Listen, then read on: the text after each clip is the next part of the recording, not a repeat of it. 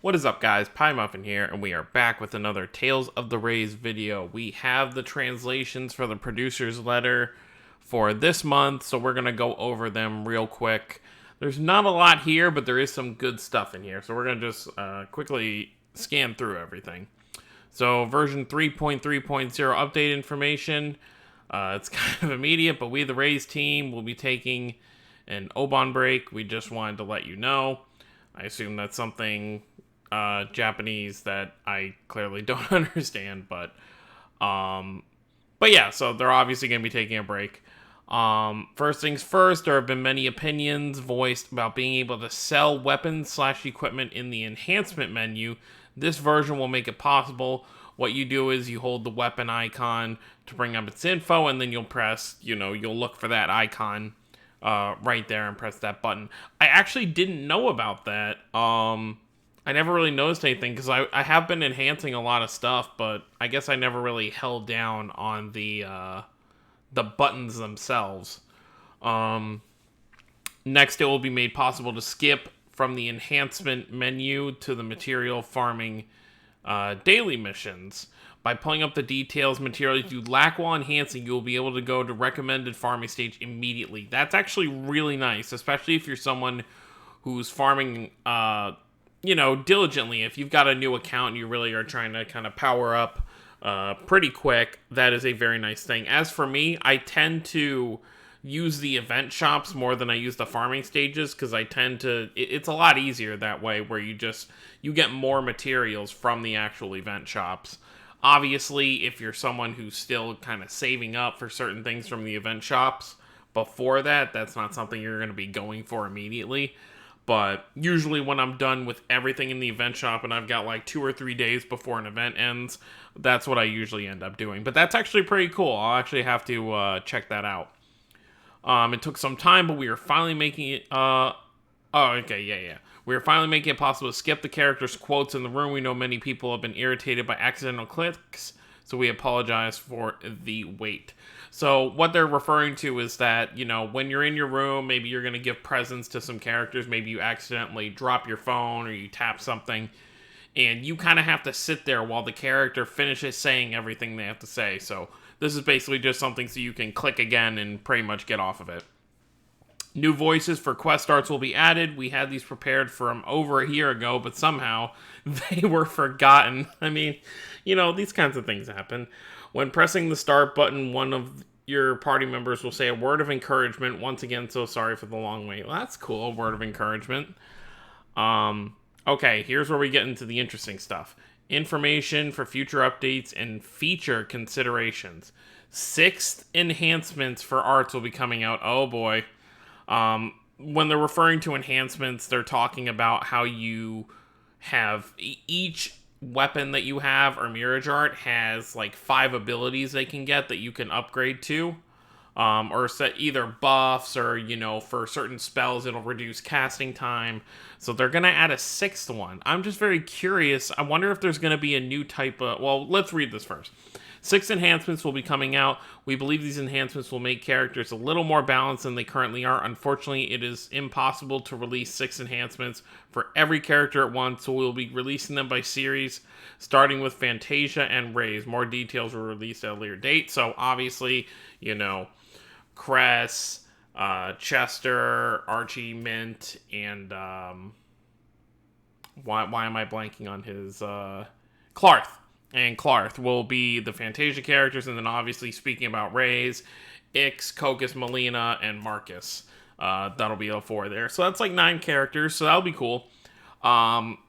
Obviously, that'll buff the power level of your characters even higher, which will be good because I'm still trying to make Lloyd stronger, and since they refuse to give him more 4 stars or 5 stars, I'm still stuck using a 3-star on him, even though he's like my second strong... I think he's my 3rd strongest character. I think Ix and Melina are above him. We are glad that the second batch of Spirit Gears have been well received for the most part. I got caught by the desire sensor and failed to get Ston and Vague while getting Leon to rare 5, but I won't cry because they all got stronger.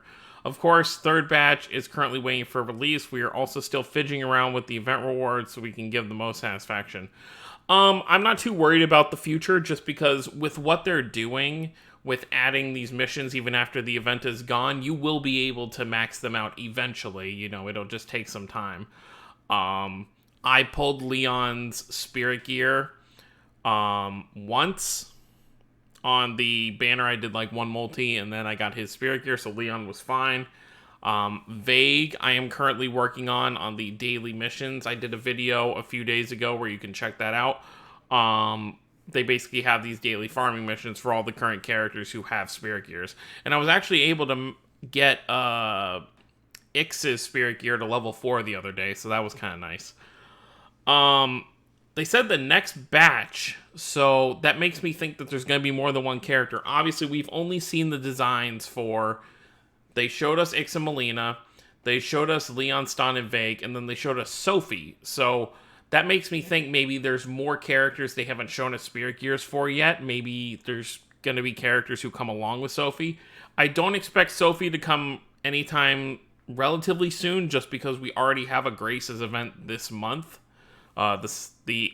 Story chapter. We're gonna have a Grace's story chapter this month. So I don't see her coming. She might. I'd say maybe around late September, maybe October. She could possibly come out, but we'll see. We are planning to make it so you don't have to change your party every time for the daily quests. We are suspecting that it will become something similar to the skill quests, in that the character will be set for you when you enter the quest. That's really cool, so you just gotta, you click it, and then boom, you're set. We are thinking of changing the daily quest so that 3 characters change every month. Ix and Melina will stay put, while every month the second slot will be changed from the second batch to the third batch, etc. We are implementing this in the consideration that as more characters get their spirit gears, the daily quests will get quite clogged. So they don't want to have like 500 people. So what they'll end up doing is, so we've got Leon, Stan, and Vague. Let's say the next batch, I'm just going to go based on speculation. Let's say it's Sophie, Mythos, and who would be another one? I can't think of another one. Let's just say it's Sophie and Mythos, because Mythos has kind of been hinted at possibly to get Origin as maybe his spirit gear. So if it was those two, then they would just switch every month. Let's say the month that Sophie comes out, the following month would probably, her and Mythos or whoever would probably be the one sitting there for the month, which is fine. Obviously it'll suck if you're going for a specific character to kind of level them up, but this is better, so you don't have like 50 quests you want to do every day for spirit gears, and then you won't have any time to do your other stuff. Whis will be officially released. Don't worry, we haven't forgotten from April Fools. We are still implementing with how we can make it the most fun as possible way, so we will tell you in for details. So what that's referring to is it's a card game that was there on April Fools that you could play a little card game. So they're working on making that a permanent, like, little mini game you can do in Raise. So that's pretty cool. We still have many new features and such are in consideration, but many are to be decided. For now, we promise you that we will put our best into the features listed above. So that's cool. And now down here, it's just going to go over... Obviously, I didn't have definitive details as to what was coming in what order when I made my preview breakdown yesterday, but right here, we're going to go over it for sure in detail. Ooh, okay, that's interesting down there. My eyes wandered. Middle August, Yukata event. Finally, new Destiny characters since Leon, so sorry for the really long wait. Now, all 5 Swordian Masters have assembled, and as stated in an earlier notice, Woodrow will be removing his limiter. So there you go.